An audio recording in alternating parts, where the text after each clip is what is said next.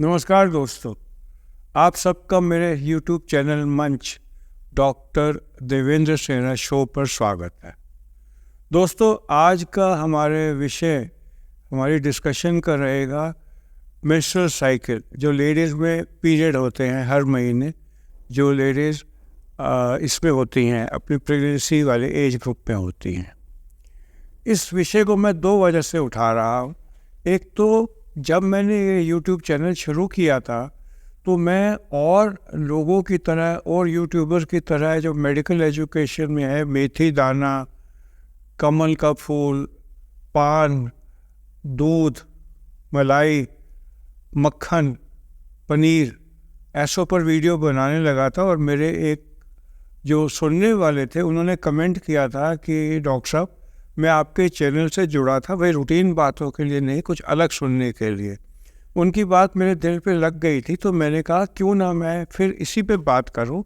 और आपको पता होना चाहिए कि मेरा एक और चैनल भी है, DS रिव्यू, जो मैंने पिछले हफ्ते शुरू किया है, जिसमें मैं फिल्में और एंटरटेनमेंट की दुनिया से बाकी बातें डिस्कस करता हूँ जो मुझे ठीक लगती हैं। तो उसमें मैंने लिखा था और कहा था कि जो हमारी मूवीज़ बनती हैं ये समाज का आईना होती हैं। जैसे एनिमल मूवी आई है, उसमें मेंस्ट्रुअल पीरियड लेडीज़ के ऊपर बड़े क्रूड लैंग्वेज में बात की गई है।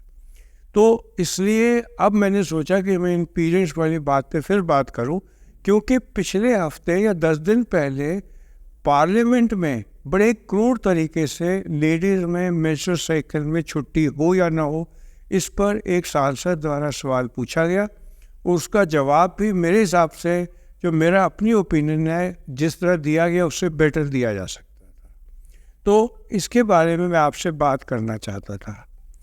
पहली बात तो ये है कि लेडीज़ में पीरियड उनका एक पर्सनल मैटर है और इसकी डिस्कशन पूरी दुनिया भर में इतने अच्छे तरीके से नहीं हो पाती, क्योंकि इवन अमेरिका में इसको एक टैबू की तरह लिया जाता है।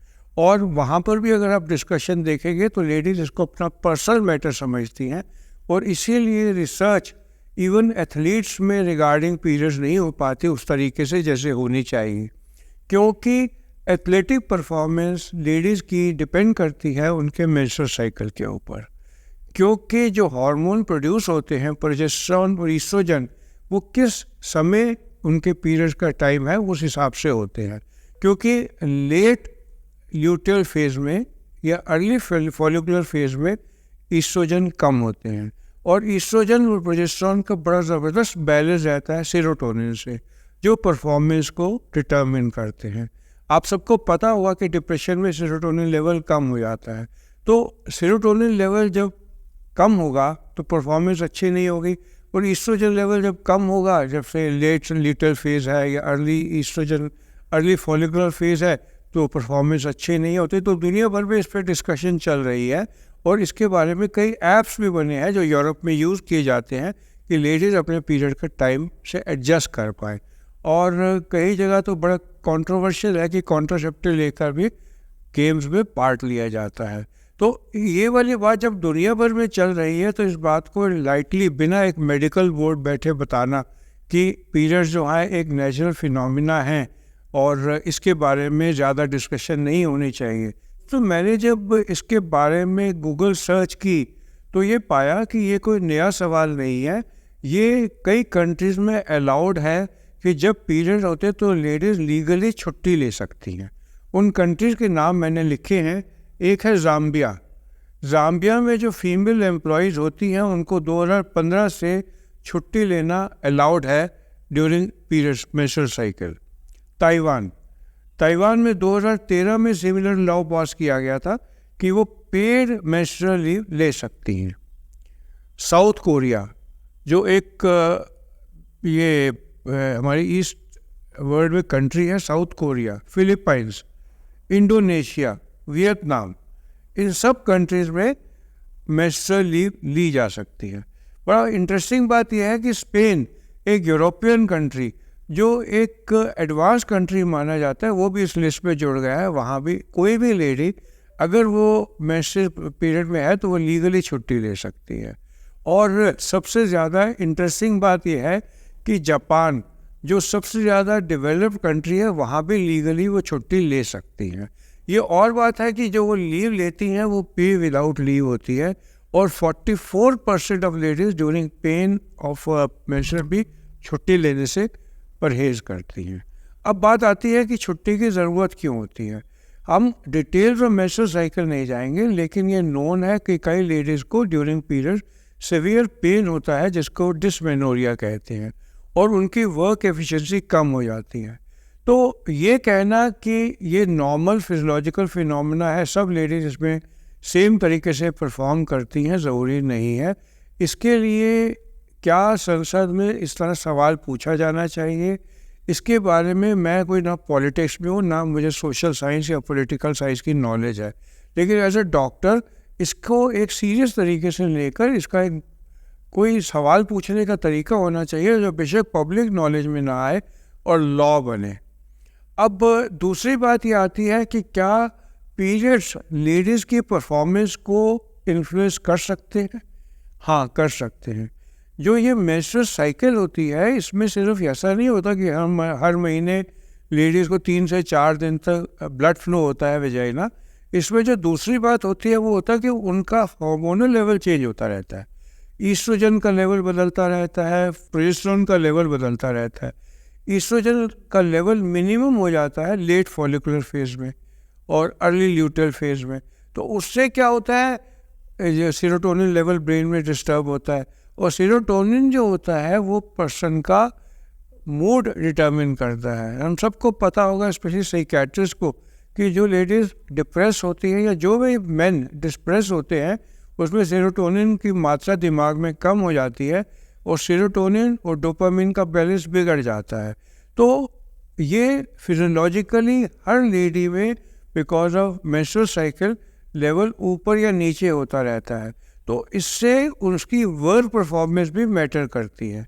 और दूसरी बात सबको मालूम होना चाहिए कि वर्ल्ड वाइड ये डिबेट चल रहा है कि क्या एथलेटिक्स में पीरियड्स में परफॉर्मेंस में फ़र्क पड़ता है या नहीं पड़ता, और इसके लिए कुछ ऐप्स भी डिज़ाइन किए गए हैं जो टेलीफोन्स में डाल दी जाते हैं वुमेन एथलीट द्वारा, ताकि वो अपनी परफॉर्मेंस एसेस कर पाएँ। और दुनिया भर में इसके बारे में ज़्यादा डिस्कस नहीं हो पाता बिकॉज मेंस्ट्रुअल साइकिल का डिस्कस करना पब्लिक में still most of the cultures में टैबू है, इवन एडवांस कल्चर्स में टैबू है।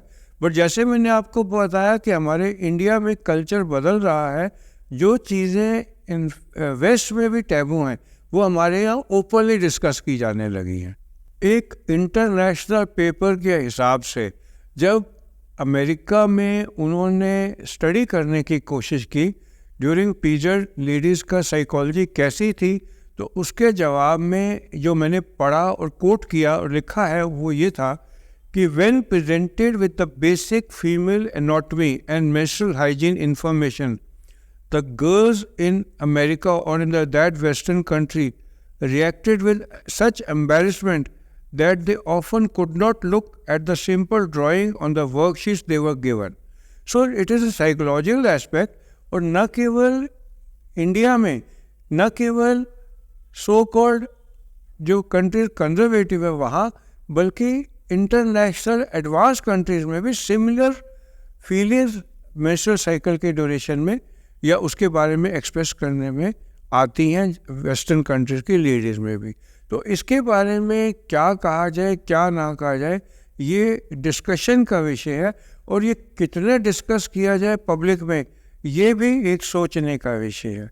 और इसके बारे में जो रिगार्डिंग एनिमल मूवी में लेडी को अपनी वाइफ को जो हीरो कटाक्ष करता है कि तुम जितने महीने में पैड बदलती हो उतने मैं एक दिन में बदल देता हूँ, और जिस डायलॉग पर मूवी में तालियां बजती हैं वो मेरे ख्याल से सोसाइटी की डिग्रेडेशन का एक लेवल है, जिसके बारे में मैं अपने DS रिव्यू चैनल पर एक और वीडियो बनाकर डिस्कस करूँगा। आप सबका मेरे साथ जुड़ने के लिए धन्यवाद।